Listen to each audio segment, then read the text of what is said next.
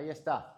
Vamos a orar primeramente y vamos a presentar este tiempo al Señor. Padre, en el nombre de Jesús, en esta linda mañana, Señor, te damos gracias por permitirnos poder estar aquí una semana más y tener el privilegio de ser ministrados con tu palabra, una palabra de fe, una palabra de vida, una palabra de poder para la edificación de nuestras vidas, Señor.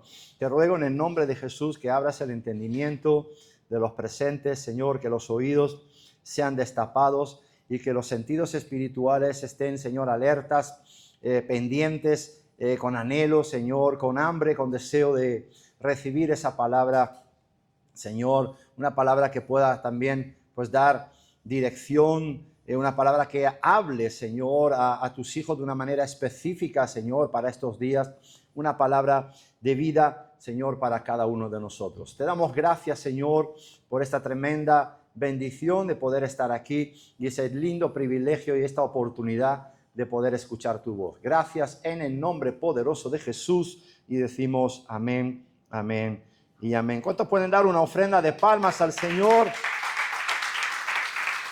Aleluya, bien. Bueno, pues para iniciar la enseñanza, la prédica de esta mañana, vamos a centrarnos unos minutos, aunque va a ser el versículo en el cual nos vamos a detener la mayor parte del tiempo en esta mañana. Un versículo que es, para mi gusto y a mi entender, un versículo sobradamente conocido que yo personalmente ya he enseñado pues unas cuantas veces. Y este versículo que ahora vamos a leer, aunque ya me imagino que ya lo habréis leído en pantalla, este versículo encierra una poderosa promesa de libertad, una poderosa promesa de esperanza en medio de un tiempo de dificultad, en medio de un tiempo de adversidad. Y este versículo pues es Jeremías 29:11. ¿Os suena familiar? ¿Lo conocéis alguno de ustedes? Ese versículo suena familiar, ¿verdad? Dice el Señor a través del profeta Jeremías a su pueblo Israel, le dice: porque yo sé los pensamientos. Esto me gusta. Digan conmigo, Dios sabe. Es decir, a Él no le pilla nada de imprevisto. Amén. A Él no le pilla nada por sorpresa, ¿verdad? Ay, no lo había pensado. Ay, no lo había planificado. No, Él sabe, digan conmigo, desde hasta. Amén. ¿Estamos de acuerdo? Dios sabe los pensamientos que tiene acerca de nosotros. Vamos a leerlo literal. Porque yo sé los pensamientos que tengo acerca de vosotros, dice Jehová. Pensamientos de paz. Aquí la palabra que aparece en el original, en el hebreo, es la palabra shalom. Pensamientos de shalom. Shalom es comúnmente conocido como paz. Hoy no vamos a desarrollar la palabra shalom porque se conoce básicamente como paz o se traduce literalmente como paz, pero es mucho más profunda, ¿de acuerdo? Hoy no lo vamos a ver. Pensamientos de paz y no de mal para daros el fin que esperáis. Amén. Ahora lo voy a leer también para también pues facilitar nuestra comprensión en la versión del lenguaje actual. Dice así: mis planes para ustedes solamente yo los sé, y no son para su mal, sino para su bien. Voy a darles un futuro lleno de bienestar. ¿Cuántos dicen amén? ¿Cuántos quieren un futuro lleno de bienestar? Ahora, cuando hablamos de bienestar, no hablamos de llegar esta tarde y sentarse en el sofá. No es ese bienestar. Recuerda que bienestar aquí es la palabra paz. ¿De acuerdo? Shalom, paz. Paz en medio de la tormenta. Amén. En el mundo tendréis aflicción. Confiad, yo he vencido al mundo. Mi paz os doy, mi paz os dejo, y yo no la doy como el mundo la da. La paz de Dios es una paz sobrenatural que, a pesar de las situaciones, podamos descansar en él. Ahora bien, antes de entrar propiamente dicho en lo que es la aplicación espiritual, la enseñanza en esta mañana, vamos a plantear el contexto histórico del momento en el cual, o la situación, en el momento en el cual el profeta o Dios a través del profeta le dice eso a su pueblo. ¿Tenéis alguna idea? ¿Tenéis alguna idea? ¿Cómo era conocido Jeremías? El profeta llorón. ¿Por qué lloraba Jeremías? ¿Por qué se quejaba en sobremanera Jeremías? ¿Cuál era el motivo de la queja de Jeremías? Que seguramente más de uno también nos quejaríamos por lo mismo.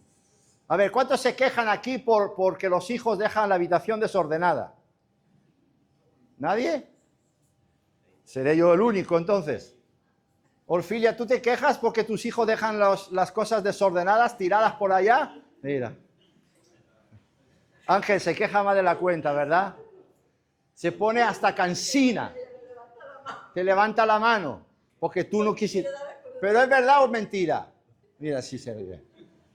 Bien, entonces, queja. ¿Por qué se quejaba Jeremías? ¿Cuál era la razón de peso, el gran motivo por el cual Jeremías se quejaba? ¿Por qué? Por la rebeldía del pueblo, básicamente, porque el pueblo era un pueblo rebelde. Porque Jeremías hablaba al pueblo en nombre de Dios y al pueblo de Dios le entraba la palabra de Jeremías. Y le salía, ¿por qué? Porque eran rebeldes, porque hacían lo que les venía en gana. Si leéis el libro del profeta Jeremías, veréis que en algún momento incluso el pueblo de Dios, es decir, los hermanos, los contemporáneos de Jeremías, su gente, su raza, su cultura, incluso planearon matarlo o quitarlo de en medio porque no querían escuchar la palabra de Dios, no querían escuchar la voz de Dios, porque era un pueblo que había caído en rebeldía y eran sumamente rebeldes, orgullosos, prepotentes. Ahora, a pesar de que era un pueblo rebelde, a pesar de que era un pueblo orgulloso, era el pueblo de Dios. Amén.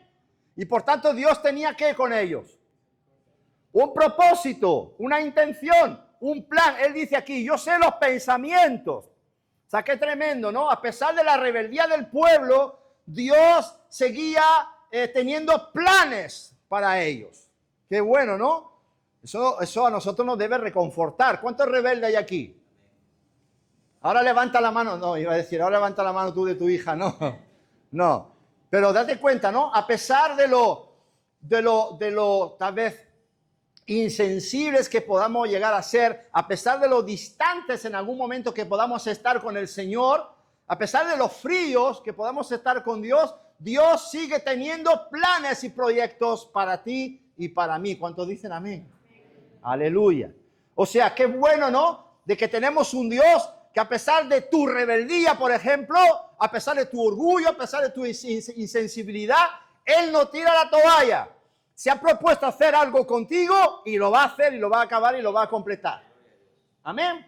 Entonces, qué tremendo. Jeremías era un profeta que profetizaba, que hablaba en el nombre del Señor y las palabras rebotaban contra la pared.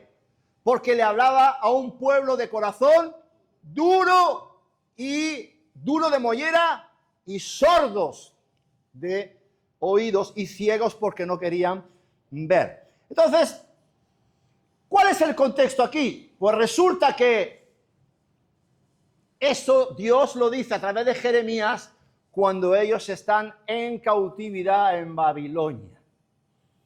Fueron llevados prisioneros, presos, cautivos a Babilonia. ¿Cuántos años estuvieron en Babilonia presos? 70. 70 años presos da para pensar, ¿verdad? ¿Sí o no? 70 años presos da para cambiar de actitud con respecto a Dios. ¿Cuántos dicen amén? Bueno, el caso es que Dios les habla en un contexto en el cual el pueblo estaba privado de libertad. Y cuando un pueblo está privado de libertad, ¿tiene esperanza de futuro o no la tiene? No la tiene. Recuerden, ¿alguien me puede decir brevemente cuál era la condición del esclavo en aquel tiempo? Era una mercancía. Y la vida del esclavo estaba en poder ¿de quién? De su amo, de su dueño. Entonces los israelitas eran esclavos en Babilonia. ¿Qué tipifica Babilonia? El mundo. Igual que Egipto, el mundo. Entonces estaban esclavos y por tanto eran gente, era un pueblo sin esperanza de futuro, sin el control sobre sus propias vidas. Hoy hay una corriente muy fuerte, ¿no? Que dice, mi vida es mía, mi cuerpo es mi cuerpo, yo puedo hacer sobre mi cuerpo lo que me da la gana porque yo tengo el control sobre mi cuerpo. Pues estos israelitas no tenían el control ni siquiera sobre su propio cuerpo, porque se debían a sus amos. No tenían esperanza de futuro. Y en ese momento tan tremendo donde ellos están, ahora, no he mirado, ahí tal vez he pecado un poquito de falta de buscar información, estuvieron 70 años, yo no sé en qué momento Dios les dice eso, si habían pasado 5, si habían pasado 10, si habían pasado 15, si habían pasado 20 o si habían pasado 69, no lo sabemos. El caso que estaban cautivos, presos, esclavos, privados de libertad de movimiento.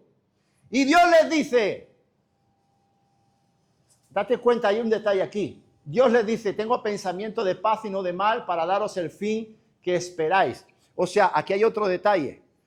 Dios no está sujeto a las circunstancias que tú estés viviendo.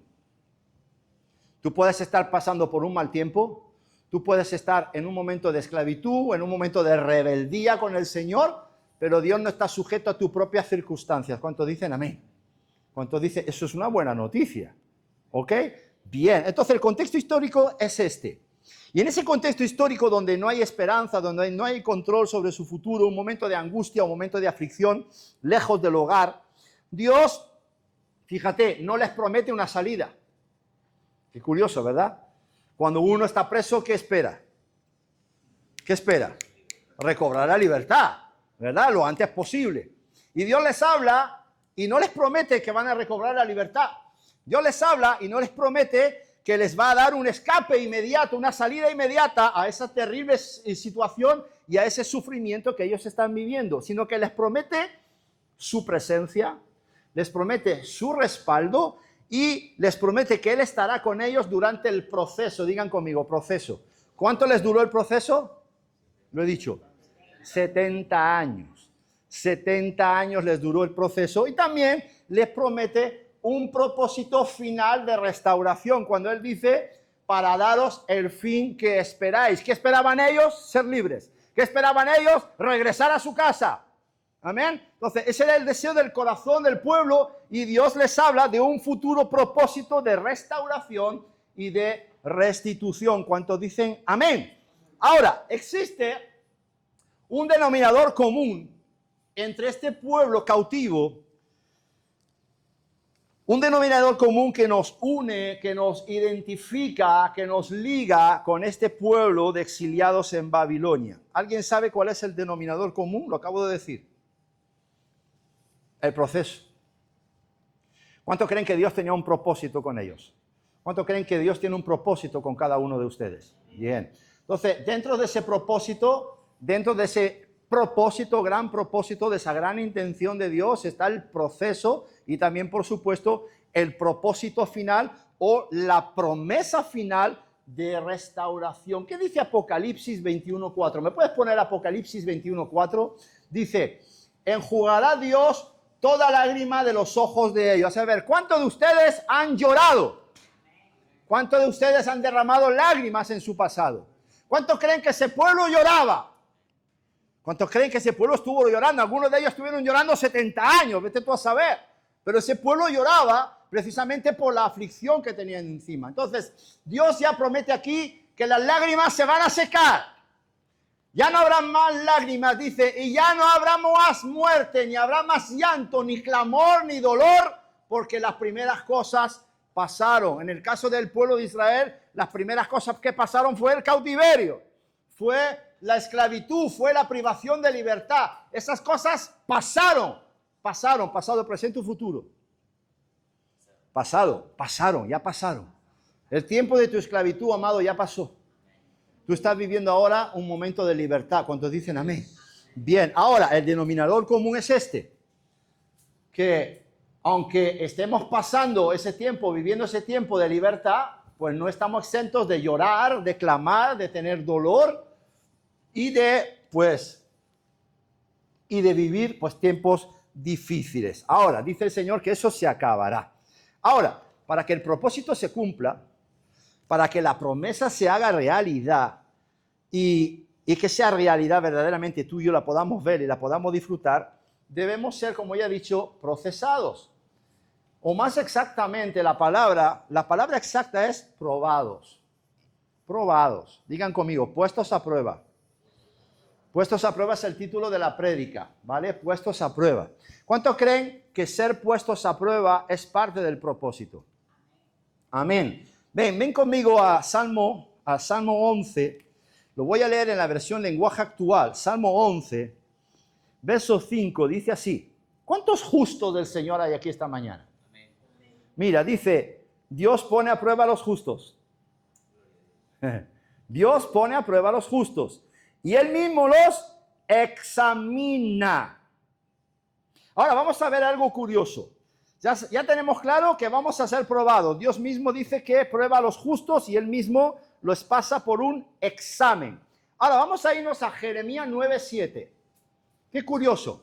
Hemos iniciado en Jeremías 29:11. Jeremías 29 ya nos habla de un pueblo que estaba bajo esclavitud, bajo el yugo de la esclavitud de Babilonia. Ahora, capítulo 9 de Jeremías, verso 7, dice, por tanto, así ha dicho Jehová de los ejércitos, he aquí, ¿a quién le está hablando? ¿A quién le está hablando? Al mismo pueblo de Jeremías 29, ¿sí? Le está hablando al mismo pueblo y le dice, he aquí que yo los refinaré. ¿Qué significa refinar? Pulir, ¿verdad? Pulir, quitar lo que sobra, quitar lo que está de más. Tú sabes lo que está de más en tu vida. Entonces, el ser puesto a prueba Dios lo va a usar para refinarte, para sobrar lo que te quita. Tú sabrás lo que te sobra. Si la ira, si la falta de perdón, si el desorden, Saraí, la falta de orden en la habitación, aleluya, tú sabrás lo que te sobra, lo que sobra en tu vida, lo que está de más en tu vida, pero Dios dice, te voy a refinar y te voy a probar, porque ¿qué más he de hacer por la hija de mi pueblo? Recuerda que el pueblo estaba en ¿qué? Pero por la razón por la cual estaba en cautivo, porque era un pueblo ¿qué? Rebelde. Y Dios dice, ¿qué más puedo hacer por ese pueblo rebelde?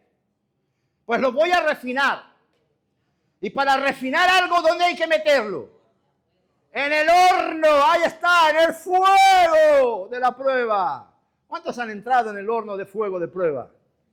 En ese horno. Pues lo voy a meter en el horno. Y en el horno se llamó Babilonia. 70 años ahí a fuego lento. Que se vayan cociendo bien. Los voy a ir refinando, los voy a probar, porque ¿qué más he de hacer por ahí? Es decir, tengo un propósito con ellos.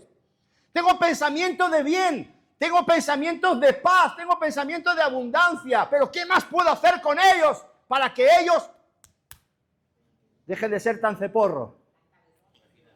Refinarlos, meterlos en el horno de fuego. Los voy a mandar 70 años a Babilonia. Hay que les aprieten. ¿Cuántos dicen amén por la prueba? Ahí, bien apretadico. Ahora, claro, ¿esto sucede cuándo? Esto sucede, Dios habla a través de Jeremías antes de que sean exiliados. Si te das cuenta, mira, en mi Biblia, en Jeremías 9, no sé si en esta versión, pero si nos vamos por... Ahí está. Hemos leído Jeremías 9:7. Y en el versículo 12, mi Biblia ya tiene un encabezamiento que habla de amenaza de ruina y de exilio. O sea, esto que Dios dice a su pueblo a través de Jeremías sucede ¿cuándo? Antes de que sean llevados cautivos a Babilonia por 70 años. Bien, o sea, qué tremendo, Dios les avisó. Y a pesar de que Dios les avisó que los iba a refinar y los ibas a... Oye, escucha, si Dios te avisa que te va a refinar y te va a probar, ¿tú qué haces? Si no eres necio, ¿qué haces? Rectificas, cambia de actitud, te pones a cuenta con el Señor, ¿sí o no? ¿Bien? Pues no, al final los tuvo que mandar, o tuvo que dejar que Babilonia se los llevara. ¡Qué tremendo! O sea, a pesar de estar avisados, el que avisa dice que no es que traidor. A pesar de que estaban avisados, no cambiaron su actitud, no salieron de su estado de rebeldía y al final dijo, Ahora, 70 añicos ahí en el horno. A ver qué tal regresan, ¿verdad? Qué tremendo. ¿Cuántos quieren estar metidos 70 años en un horno de fuego de prueba? Ninguno, ¿verdad? Bien. ¿Cuántos saben que Jesús fue puesto a prueba? Bien. ¿Dónde lo dice la Escritura? Ponme Mateo 4.1. Mateo 4.1. Entonces Jesús fue llevado por el Espíritu ¿a dónde? Al desierto. ¿Para hacer qué? Bien, mira cómo lo dice la Biblia Pesita. Dice, en aquel tiempo Jesús fue llevado por el Espíritu Santo al desierto para ser puesto a prueba por el adversario.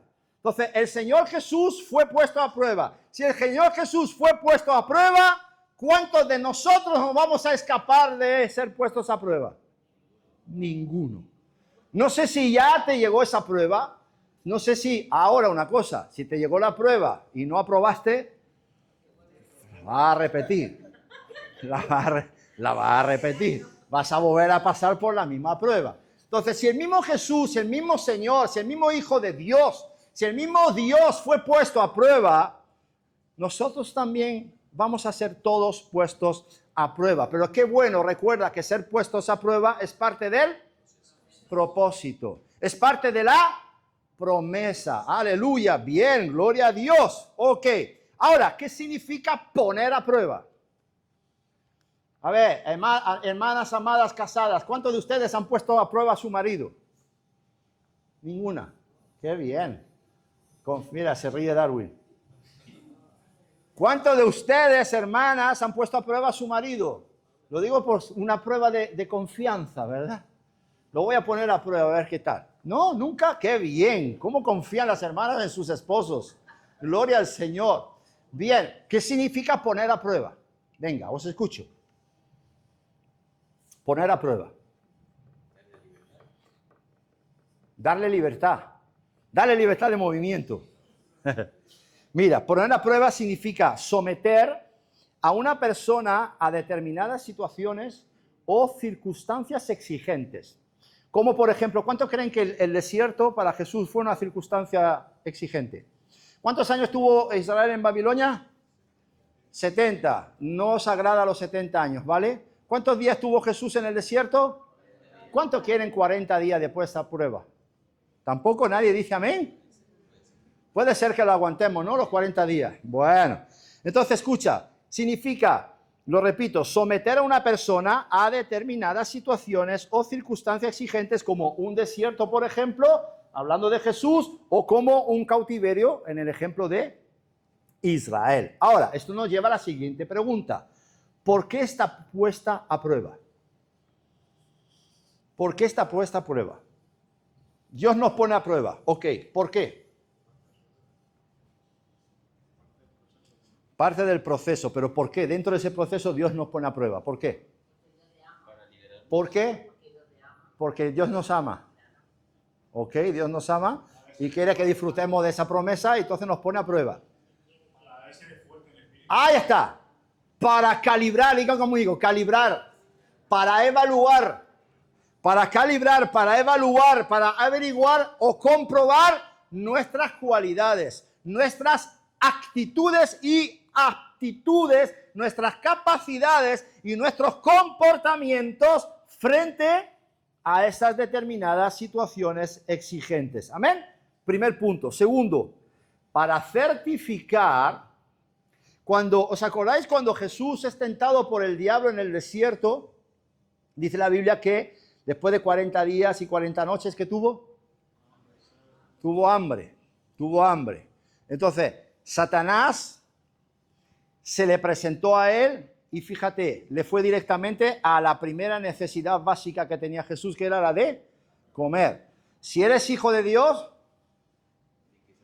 di a estas piedras que se conviertan en pan. ¿Vale? Respuesta de Jesús, no solo de pan vivirá el hombre, sino de toda palabra que sale de la boca de Dios. O sea que esta mañana estamos alimentando nuestro espíritu con la palabra de Dios. ¿Cuántos están comiendo bien esta mañana? Bien, entonces, luego es tentado de nuevo y la última tentación, al final la respuesta de Jesús cuando Satanás le pide que se postre delante de él para que le adore, Jesús dice, solamente a Dios adorarás y solamente a Él servirás. Aleluya. Bien, está hablando de qué? De una exclusividad. Servir a Dios sobre todas las cosas. ¿Por qué digo esto? Porque la puesta a prueba es para certificar que verdaderamente nuestros ojos están puestos en el dador de la promesa y no en la promesa. Lo repito, para que nuestros ojos estén puestos en aquel que nos da la promesa y no en la promesa. ¿Cuántos dicen amén? ¿Estamos de acuerdo? Porque no podemos permitir, amada iglesia, que lo que viene de Dios, la promesa, la bendición, lo que Él nos entrega, no podemos permitirnos que lo que viene de Dios ocupe el lugar de Dios. Lo vas a repetir conmigo para que se te quede grabado. Di conmigo. Lo que viene de Dios nunca debe ocupar el lugar de Dios. ¿Lo han entendido? Amén. Puestos los ojos en el dador de la promesa. ¿De acuerdo? No en la promesa. Ese es un peligro. Y tú podrás pensar, Dios es omnisciente. Él conoce mi pasado, mi presente, mi futuro. Él sabe hasta dónde yo puedo llegar. ¿Sí o no? Él conoce mis limitaciones. Él conoce mi carácter, conoce mi temperamento. Me conoce mejor que mí mismo, que yo mismo. Entonces, si Dios me conoce mejor que a mí mismo, ¿por qué Dios tiene que probarme? Si Él ya sabe hasta dónde puedo llegar. Si Él ya sabe si puedo aguantar 40 días o 70 años. ¿Sí o no? Si Dios ya sabe hasta dónde puedo llegar y hasta dónde puedo soportar, ¿por qué Dios me prueba? ¿Alguna idea? ¿Por qué Dios nos prueba? Para que nos conozcamos a nosotros mismos. Porque muchas veces, cuando estamos en el pico alto, en el Señor, ¿os acordáis de Pedro? ¿Qué pasaba con Pedro? Sí, pero ¿por qué? Porque tenía su autoestima ¿por dónde? Señor, que tal cosa no te acontezca. O sea, qué tremendo. O sea, ¿tú te atreverías a hacer lo que hizo Pedro? ¿Tú te das cuenta? Analiza un poquito esto, piensa un poquito. Lo que hizo Pedro fue contradecir lo que Jesús decía. Jesús hablaba y él decía que ya acabado el tiempo les hablaba que era necesario que fuese llevado a Jerusalén para ser puesto en manos de los alguaciles, de los fariseos, sufrir, morir y resucitar al tercer día. Si Jesús lo dice, ¿se cumple sí o no? O sea, Jesús estaba hablando de una realidad futura para la cual él había venido. Y va Pedro y dice, no, Señor, que tal cosa a ti no te acontezca. Apártate de mí, Satanás, porque me eres tropiezo. Unos días más adelante, de cierto, Pedro, te digo que me vas a negar 3 veces. ¡Yo! ¿Cómo puede ser? ¿Cómo te voy a negar yo? O sea, la verdad, Cristo la verdad, Cristo la palabra, hablando y el necio de Pedro contradiciendo a la palabra con P mayúscula. Es más, Señor, estoy dispuesto, mira, aunque todos estos te abandonen, yo jamás te abandonaré. Y fue el primero que... Qué tenaz, ¿verdad? Entonces, ¿cómo estaba Pedro? Cuando todo estaba bien y se sentía cerca del Señor, ¿cómo estaba? Potente, potente Pedro. ¡Ay! La noche del arresto de Jesús. Quita, déjame pasar. ¡Fa! Y le corta la oreja a Malco, al alguacil. Pedro, no te has enterado todavía. Tanto tiempo has estado conmigo que todavía no te has enterado que no es con espada. Le coge la orejita al muchachito y se la vuelve a colocar. Eso es una señal, eso es un lenguaje. Pedro, no es con espada. Pedro, no es con violencia. Pedro, es con mi Santo Espíritu. ¿Vale? Entonces vemos a un Pedro envalentonado mientras no fue puesto a prueba. Pero cuando se encontró frente a frente, cara a cara en el espejo, aquella noche del arresto de Jesús, donde lo niega 3 veces, y luego dice la Escritura que él estaba en el patio alrededor del fuego sentado con, qué tremendo, se sentó con aquellos que habían capturado a Jesús. ¿Te imaginas eso? Pedro con los captores de Jesús, ahí, haciéndose ahí, hablando de política, hablando de deporte. Por cierto, os digo que Francia va a ganar el Mundial, ¿eh? No tenéis nada que hacer. Bueno, Honduras no está jugando, ¿no? Ah, vale. Pero jugará. Bueno, a ver, entonces, un Pedro envalentonado, pero que un Pedro que cuando se vio cara a cara con su realidad, dice que lloró amargamente. Cuando se dio cuenta que había fallado la prueba, lloró amargamente. ¿Por qué? Porque Pedro se conoció a sí mismo, cosa que antes no se conocía. Entonces, la prueba es para que tú te conozcas a ti mismo. ¿Cuántos dicen amén? La prueba es para que tú te conozcas a ti mismo y verdaderamente bajes a tu realidad y puedas decir, verdaderamente no soy tan valiente como yo pensaba. Imagínate que por aquí entra ahora mismo la Guardia Civil, la Policía Nacional. Venga, registro, ¿qué soy? Cristianos, venga, cristiano evangélico, a la cárcel. Algunos dirían, no, a mí me han invitado, yo es la primera vez que vengo.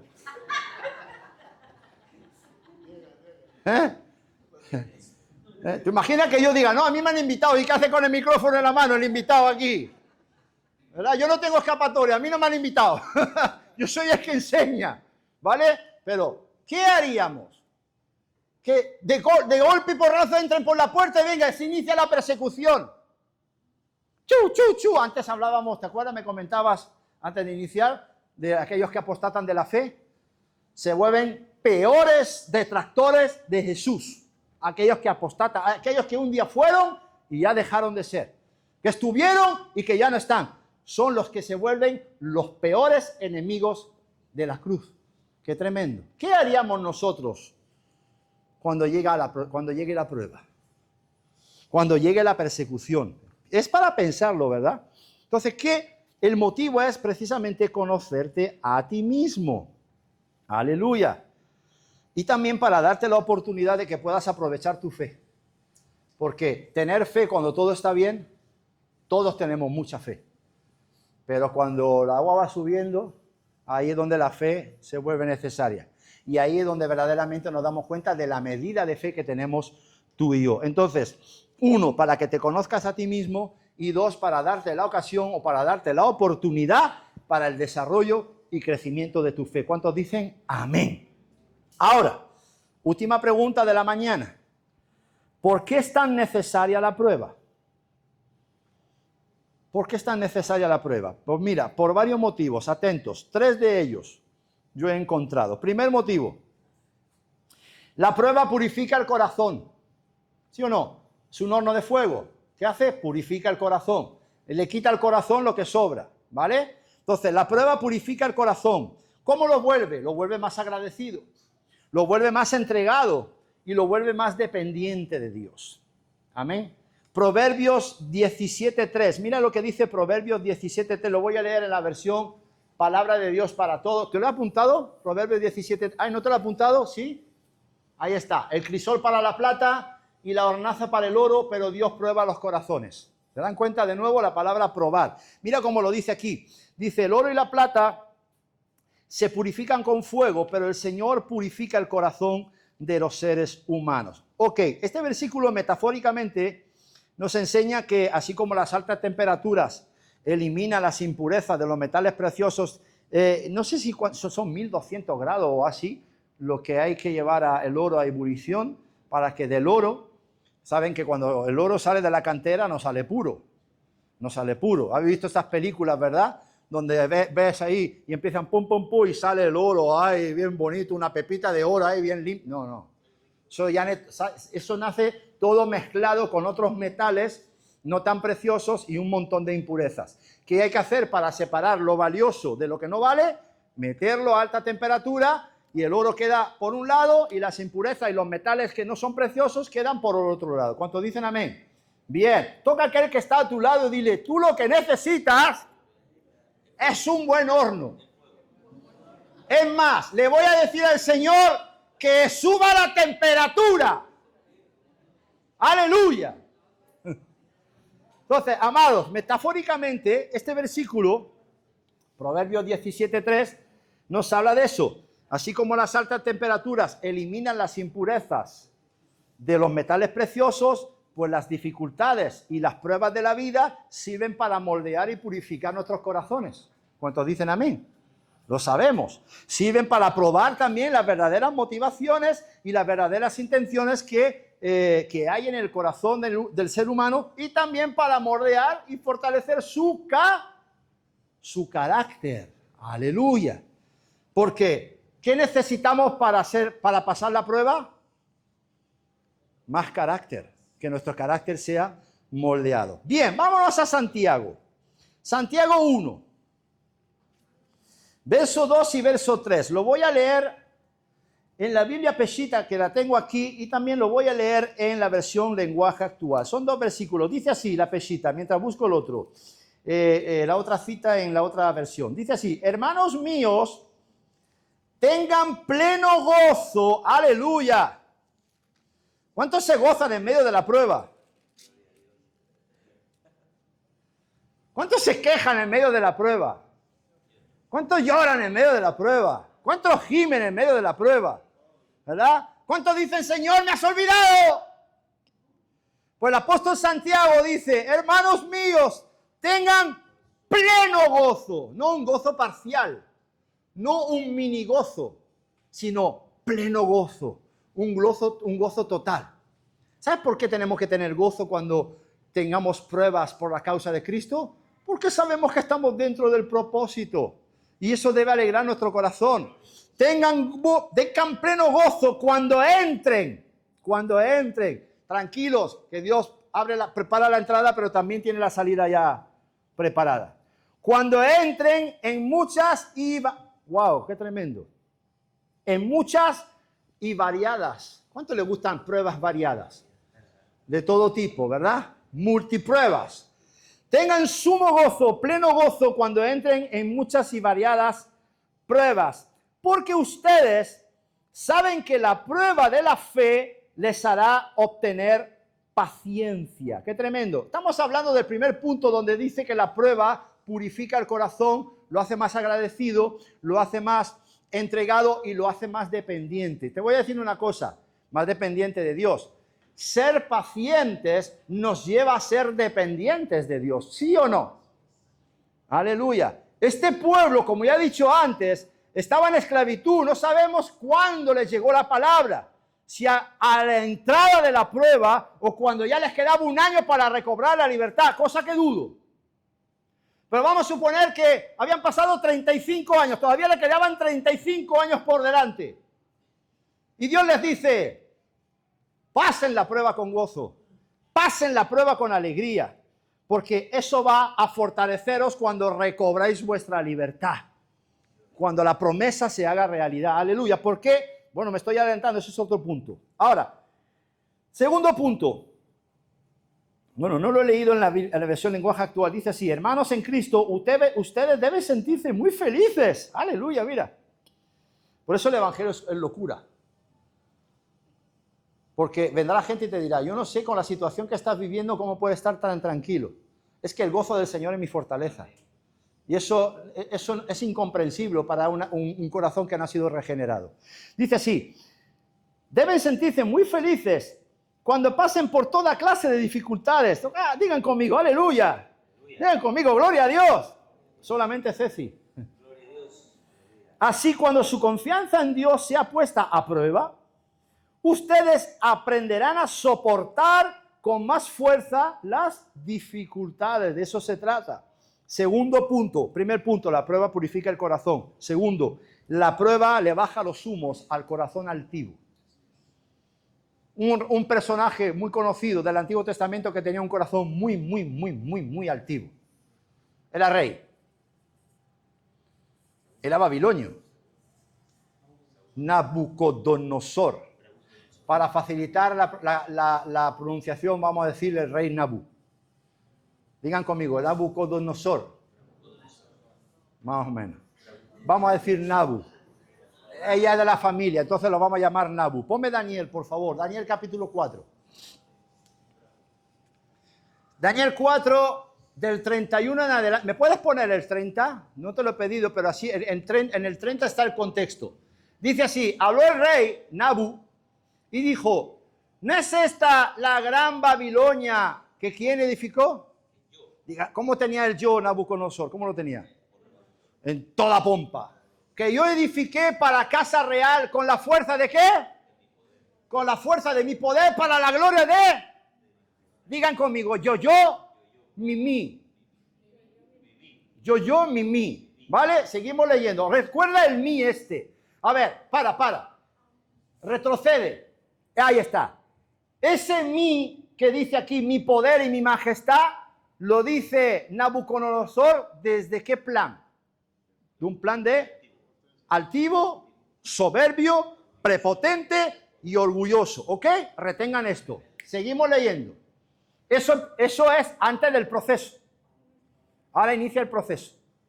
Aún estaba la palabra en la boca del rey cuando vino una voz del cielo y le dijo, a ti se te dice, rey Nabu, el reino ha sido quitado de ti. Y de entre los hombres te arrojarán y con las bestias del campo será tu habitación. Y como a los bueyes te apacentarán y 7 tiempos pasarán sobre ti hasta que reconozcas que el Altísimo tiene el dominio en el reino de los hombres y lo da a quien Él quiere. Aquí aparece la soberanía de Dios. Soberano, Él es soberano. ¿Sabes lo que significa soberano? Soberano viene del latín superanus, que significa aquel que está por encima. Aleluya, aquel que está por encima. Dice así, y a la misma hora se cumplió la palabra sobre Nabucodonosor y fue echado de entre los hombres. Y comía hierba como los bueyes, igual que mi perrita. Y su cuerpo se mojaba como el rocío del cielo, hasta que su pelo creció como plumas de águilas y sus uñas como las de las aves. Escucha, aquí hay una enseñanza profunda. Habla de bueyes, habla de águilas, habla de plumas. Si te vas al libro de Apocalipsis, hay 4 ángeles, que uno tiene cara de buey, otro tiene, que es águila, el otro tiene plumas. Es decir, que le cayeron encima los ángeles del Señor sobre Nabucodonosor, un trato duro. Seguimos leyendo. Mas al fin del tiempo, yo, Nabucodonosor, alcé mis ojos al cielo y mi razón me fue devuelta. Y bendije al Altísimo y alabé y glorifiqué al que vive para siempre, cuyo dominio es sempiterno y su reino por todas las edades. Y todos los habitantes de la tierra son considerados como nada, y Él hace según su voluntad, aquí de nuevo su soberanía, en el ejército de los cielos y en los habitantes de la tierra. No hay quien detenga su mano y le diga, ¿qué haces? ¿Alguien se atreve a decir, Dios me ha puesto a prueba? ¿Qué haces, Dios? ¿Por qué me pones a prueba? ¿Por qué ese trato? ¿Por qué ese proceso? Y en ese mismo tiempo, mi razón me fue devuelta. ¿Y la majestad de qué? De mi reino. ¿Y qué más? Mi dignidad. ¿Y qué más? Mi grandeza. ¿Volvieron a dónde? A mí, dice el rey Nabucodonosor. Ahora, y mis gobernadores y mis consejeros me buscaron y fue restablecido ¿en qué? En mi reino. Ahora os pregunto, ese mí de ahora, después del trato de Dios, esos 7 tiempos, es el mismo mí que lo llevó precisamente a ser puesto a prueba. No, el primer mí era como, nacía desde un corazón orgulloso y altivo, y ahora ese mí es desde un corazón como, aleluya, quebrantado, humillado, postrado, reconociendo la soberanía de Dios. ¿Cuántos dicen yo, mi, pero desde esa perspectiva? Ahora yo, Nabucodonosor, alabo y engrandezco y glorifico al Rey del cielo, porque todas sus obras son verdaderas y sus caminos justos, y Él puede humillar a los que andan con soberbia. ¿Cuántos dicen amén? ¡Wow! Digan conmigo, la prueba baja los humos al corazón altivo. Y tercer motivo por el cual la prueba es tan necesaria. La prueba forja, moldea, forma, perfecciona y fortalece el carácter del cristiano. Hemos ido dando pinceladas toda la mañana. ¿Por qué? Porque es indispensable un carácter formado, un carácter probado y moldeado para poder administrar la promesa hecha realidad. Mira lo que dice Santiago 1:4 en la Biblia Pesita. Dice así: y que la paciencia sea obra completa para que sean maduros. Digo yo, ser maduro no es tener un carácter formado. Ser maduro no es tener ya, haber pasado la prueba y tener un carácter probado y moldeado.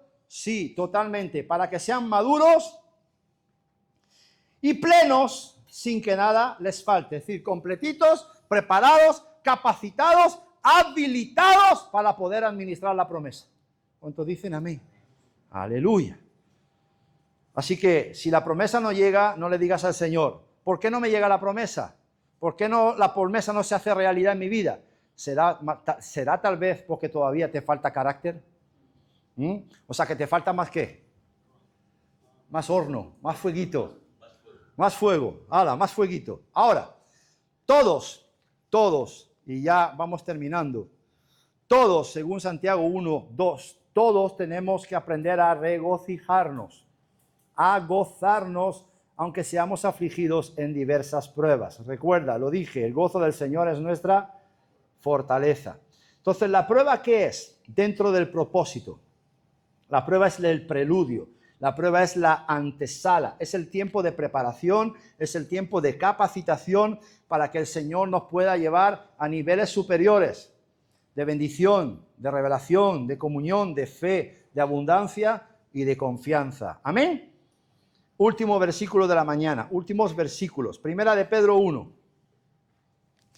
Primera de Pedro 1. Primera de Pedro 1. Lo voy a leer en la versión lenguaje actual, del 6 al 9. Dice así, presta atención.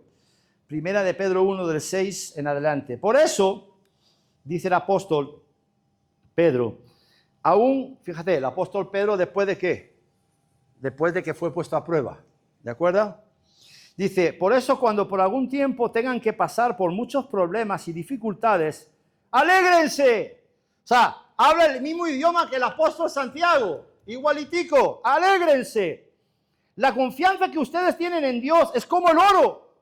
Así como la calidad del oro se pone a prueba con el fuego, la confianza que ustedes tienen en Dios se pone a prueba con los problemas.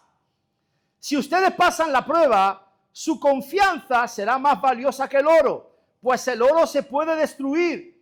Así cuando Jesucristo aparezca, hablará bien. Qué bueno. ¿Cuántos quieren que Dios, que el Señor Jesús hable bien de nosotros? Aleluya. Que hable bien de nosotros el Señor. Hable bien de ustedes. Por la confianza que ustedes tienen en Dios. Porque una confianza que ha pasado por tantas pruebas merece ser alabada. Ustedes, aunque nunca han visto a Jesucristo, lo aman y creen en Él, ¿sí o no? Y tienen una alegría tan grande. ¿Cuántos se alegran esta mañana? Y hermosa que no puede describirse con palabras. Ustedes viven alegres porque ya saben que Dios los salvará y por eso confían en Él. ¡Aleluya! Ahora voy a leer, con vuestro permiso, los mismos versículos en la versión BLP. Primera de Pedro, y aquí vamos a... Ahí está. Primera de Pedro, dice así, 1, del 6 al 9. Dice, por eso vivís alegres, aunque por un poco de tiempo todavía sea necesario que soportéis la aflicción de múltiples pruebas. Claro que así la autenticidad de vuestra fe, de más valor que el oro, que no deja de ser caduco, aunque sea crisolado por el fuego, será motivo, fíjate, de alabanza, de gloria y de honor cuando Jesucristo se manifieste. a quien amáis y en quien confiáis aún sin haberlo visto. Os alegraréis con un gozo inenarrable y radiante al recibir la salvación, meta de vuestra fe. Digan conmigo, mi salvación, meta de mi fe. ¡Aleluya! Ahora, escucha, ¿a quién le escribe esto Pedro? ¿A quién le escribe esto Pedro? Lo escribe en el versículo 1. En las epístolas de Pablo o de Pedro, los primeros versículos son usados ¿para qué? Para saludar. Y los últimos versículos para despedir. Pero tenéis que leer esos primeros versículos donde habla de salutaciones, porque ahí nos dan muchas pistas. Y Pedro les habla a los expatriados de la dispersión, a las 12 tribus que habían salido de Jerusalén en el año 70, más o menos 70, sí, en el año 70 después de Cristo, cuando los romanos inician la persecución. Y entonces los israelitas tienen que salir corriendo en desbandada a muchas provincias. Dice así, ¿puedes poner el versículo 1? Primera de Pedro 1:1. Dice, Pablo, apóstol de Jesucristo, a los expatriados de la dispersión en el Ponto, en Galacia, en Capadocia, en Asia y Bitinia. O sea, salieron, eso fue una diáspora, salieron a todo lugar conocido de aquel tiempo, en Asia, ¿vale? En Oriente Medio, salieron ahí porque fueron perseguidos. Entonces, date cuenta que les habla de que se alegren, de que se gocen, porque su meta, la meta de su fe es su salvación. Y estaban con una mano delante, una mano detrás, como extranjeros, como expatriados en otras naciones, perseguidos. Habían dejado atrás a los ancianos, habían dejado atrás sus vidas, habían dejado atrás sus hogares. Y Pedro les dice, alegraos, gozaos, que vuestra fe y vuestra confianza en el Señor no mengua, así como el fuego es probado, que vuestra confianza y fe en Dios sea probada, para que cuando se manifieste Jesucristo, os alabe, os dé gloria y os dé honor. ¡Qué tremendo! ¡Gloria al Señor! ¡Aleluya! ¡Aleluya! ¡Qué tremendo! ¡Qué tremendo! ¡Yo quiero eso! ¡Yo quiero eso! ¡Aleluya!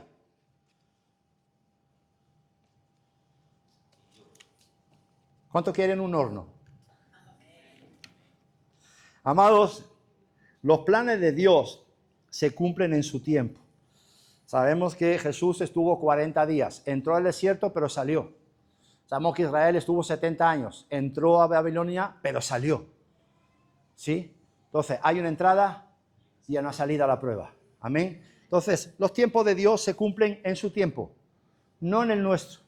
Y aunque tu presente pueda ser un presente de dificultades, un presente de aflicciones, un presente de circunstancias difíciles, nuestra verdadera y tu verdadera esperanza se fundamenta no en lo que ven tus ojos, sino en que nuestro destino está seguro en las manos de Dios. Y que pase lo que pase, venga lo que venga, si soporto el horno, si soporto la prueba, la meta de mi salvación es la fe. Mi salvación es la fe, aleluya, o la fe o mi meta, aleluya, es mi salvación, pues no voy a decaer, porque sé a dónde voy y sé en quién he creído. Y sé que también Dios tiene el control soberano de tu vida y de la mía. ¿Cuántos dicen amén? Aquel que está por encima de todo tiene el control de tu vida, hasta el punto que dice que ni un cabello de tu cabeza cae sin el consentimiento del Señor. Amén. He sido claro en esta mañana. Título de la prédica: puestos a prueba. Puestos a prueba para recibir una recompensa mayor, eterna y gloriosa en el cielo. Amén. Que el Señor os bendiga. Damos un aplauso al Señor y a su palabra en esta mañana, en el nombre de Jesús. La semana que viene, más.